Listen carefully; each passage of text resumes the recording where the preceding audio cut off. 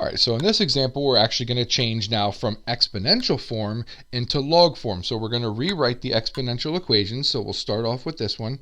This is 12 squared equals x. We're just going to rewrite that in log form.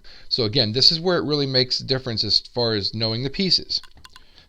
So what we have here is this 12 represents the base. So I know that when I rewrite this, I'm going to have a log with a base of 12. Well, I know that my log, I have to take the log of something, and then it has to equal something. So what am I taking the log of, and what does it equal? Well, remember that a log equals the exponent. Well, the exponent up here was 2.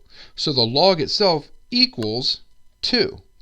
Well, that only leaves me with one possibility of what I'm taking the log of. This right here is what I have to take the log of. This is the argument. So the argument is x. So I'm going to take the log of x base 12, and that equals 2. And if you aren't sure that you did that correctly, you can always do it backwards to make sure that it's right. Just check yourself. 12 to the second power equals x. Well, that's what I have above. So that is the correct way. So this is the exact equation that we had above written in log form. Okay, let's do another one. So in letter B here, we're going to have b cubed equals 8. B cubed equals 8. And again, we're going to rewrite this as a log. So the very first thing I'm going to do is I'm just going to write the word log.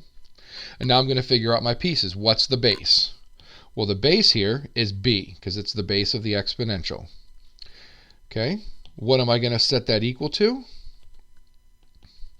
I'm going to set it equal to the exponent, because a log equals an exponent. Well, the exponent above was 3. So that only leaves me with one thing. What am I actually taking the log of? I have to be taking the log of 8. That is the argument. And again, you could double check that by simply doing the little loop pattern. B to the third equals 8. And that's exactly what we had above. So this right here is our equation. All right, let's try one more. So we'll do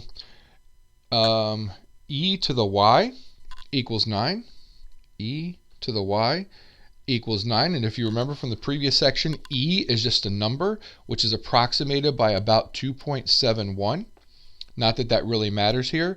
It will if we're going to end up solving some stuff later, but for right now, that's fine. So we're just going to rewrite this. First thing we write is log. Okay, so what's the base? The base is e. So I'll write the base right there. What am I taking the log of? I am taking the log of 9 because the log equals the exponent. So the exponent here is y. And I'm taking the log of 9. And there we have it.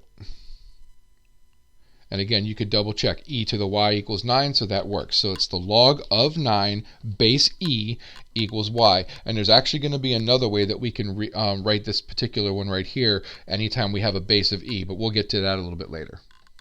Okay, in our next example, we're actually going to evaluate logs, which means now evaluating means that we're actually going to come up with a value for these things. It's like if I told you that I have 5 squared, evaluating that just basically means simplifying it. 5 squared is 25. So we know that the value of 5 squared is 25. We're not really solving an equation. There's no equal sign here, although ironically enough, we're going to end up using an equal sign to help us out. But we're just evaluating the actual log. So for example, if I give us the log of 16 base 2. Notice that there's no equal sign there. I just want to know what the value of that is. Well, we're going to incorporate an equal sign here to help us figure this out. So it says to evaluate the log of 16 base 2. Well, really what that means is 2 raised to some power. So if I kind of did my little loop pattern here, 2 raised to some power has to give me 16. So I'm going to throw an equal sign in here.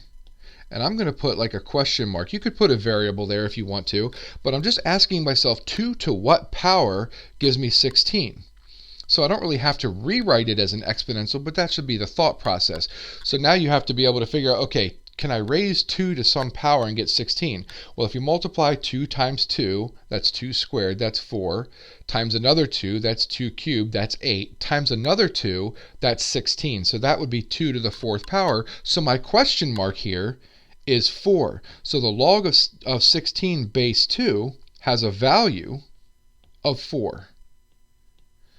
That's what the log of 16 base 2 is. And if you plug the 4 in for where the question mark is, it makes sense. 2 to the 4th equals 16. Okay, let's try another one.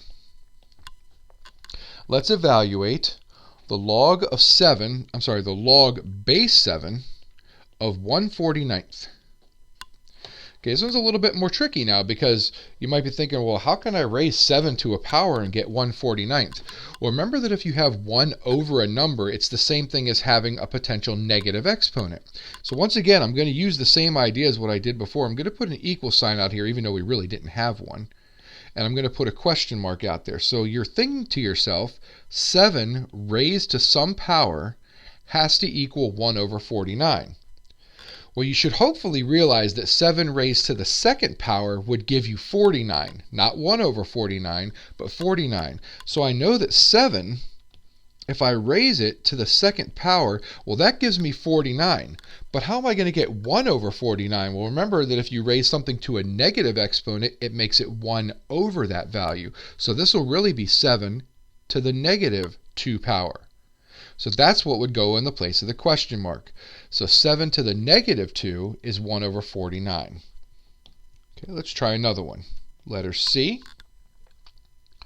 Let's do log of 5 base 25. And now I'm sure you're really confused. Well, how can I take 25 and make that 5? How can I raise 25 to a power? If 25 to the 1st is 25, 25 squared is a really big number. It's like 625. How am I going to make it 5? How am I going to make this a smaller number? Well, don't forget that you're not just talking about whole numbers. We're not just talking about negative exponents either, where you make it a fraction, because 5 itself is not in the form of 1 over something. But what we can talk about is rational exponents. So once again, the idea is 25 raised to some power has to give me 5. So what is that power? So if I take 25 and I were to take the square root of 25, the square root of 25 is 5. Well, how do I write a square root? Well, the square root of something is a 1/2 power.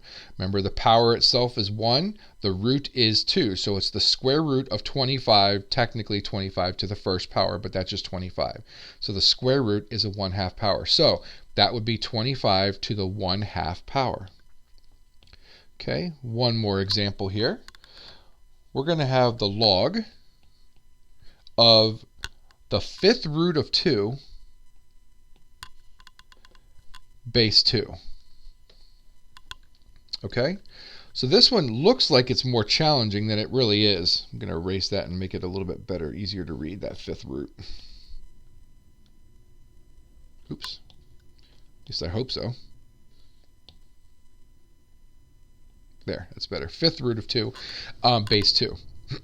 So the first thing I would want to do is I'm going to rewrite this one. I'm not even going to write the little equals with the loop pattern yet. I'm just going to rewrite this as the log base 2. Now I'm going to rewrite the 5th root of 2 as 2 to the 1/5 power, because that's how you rewrite the 5th root, right? 2 to the 1st over the 5, that's the root, so it's 2 to the 1/5. Well, now it should make this a lot easier, because now if I use my loop pattern, 2 to something has to equal 2 to the 1/5. Well, hopefully some of you have already caught on to this, but if I want to raise 2 to some power and get 2 to the 1/5, that means the powers have to be the same thing. So 2 to some power equals 2 to the 1/5. That means the power, or the question mark, must be 1/5. And then I would have 2 to the 1/5 equals 2 to the 1/5. All right, so that's how we evaluate logs. All right, there are several properties of logs that we need to talk about, but we're going to talk about 2 basic ones. Basic log properties for now. We'll get into more advanced properties in a little bit. basic log properties, and this is something that you need to know. Again, this is something you can memorize. However, I strongly suggest at least understanding where it comes from. It'll make the rest of this much easier later. One of the log properties says that if I have the log of b base b. Well, now if you think about it, if I have the log of some number and the base is the same thing as that number, if I were to use my loop pattern, which I'm going to erase here in a second, b to something equals b. Well, that means that that something has to be a 1, because the only way I can get b to a power to equal b is to raise b to the first power. So in this case, b log base b of b is 1. So anytime the base and the argument are identical, it's going to be 1. Okay? Number 2 says that if I have the log of 1 base b, this is always going to be 0. Now think about that. If I were to take b, doesn't matter what the base is, as long as it follows the properties of an actual log base. It has to be positive, can't be 1. As long as I take b and I raise it to 0, it's always going to give me 1. So the log of 1, no matter what the base is always going to be 0. Okay, so let's go ahead and take a look at a couple really quick examples of this. So we'll have the log of 7 base 7 and the log of 1 base 5. So the first property says that if I have the same base and the same argument, log of 7 base 7, it's always 1. And that is the case. The second one says that if I have the log of 1 with any base, in this case the base is 5, but with any base, it's always 0, because the only way I'm going to be able to take 5, raise it to a power and get 1 is if I take 5 and raise it to the 0 power and get 1. And then the letter A is 7 to the first is 7. So both of those are correct.